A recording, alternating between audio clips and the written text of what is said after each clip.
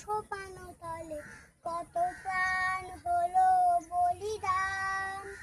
লেখা আছে অশ্রু জলে মুক্তির মন্দির সোপানো তলে কত প্রাণ হলো বলিদান।